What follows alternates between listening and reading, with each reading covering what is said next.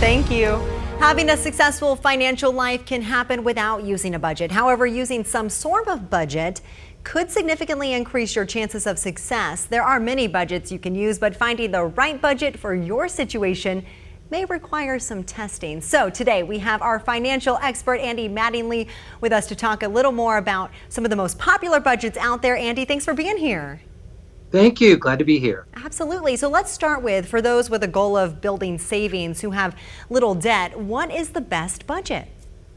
One of the most popular is the 50-15-5 budget. And basically 50% goes to essential expenses, housing, food, transportation. But 15% of your pre-tax income goes to retirement, 5% to an emergency fund, and the other 30% you can spend however you want. Interesting. Okay, so why is that budget so popular then?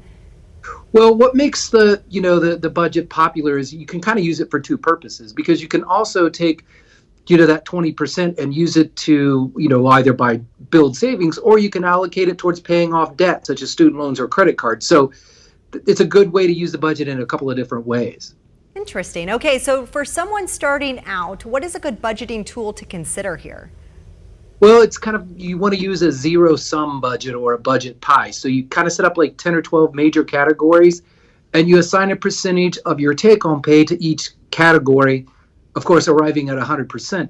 And the reason why this is good is you can make really good decisions on how much to allocate towards rent and to your car payments, things like that, especially if a percentage of it has to go to your student loans. So you can really kind of put a budget together based on just a handful of categories. Yes, that's very important, especially when we talk about those student loans, car payments, everything like that. So is there a budget that isn't focused on a monthly plan that can help with overspending? Yeah, there's a kind of like a weekly, we call it discretionary spending budget. This is basically where you set up a separate account. You allocate yourself so much money to spend each week on discretionary things. You put that money in there on Monday, and when it runs out, you stop spending. And that also means you put your credit card away. So you only use the cash in that account.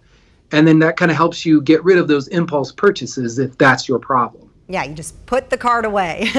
So why is using a budget considered such an essential money habit here lastly?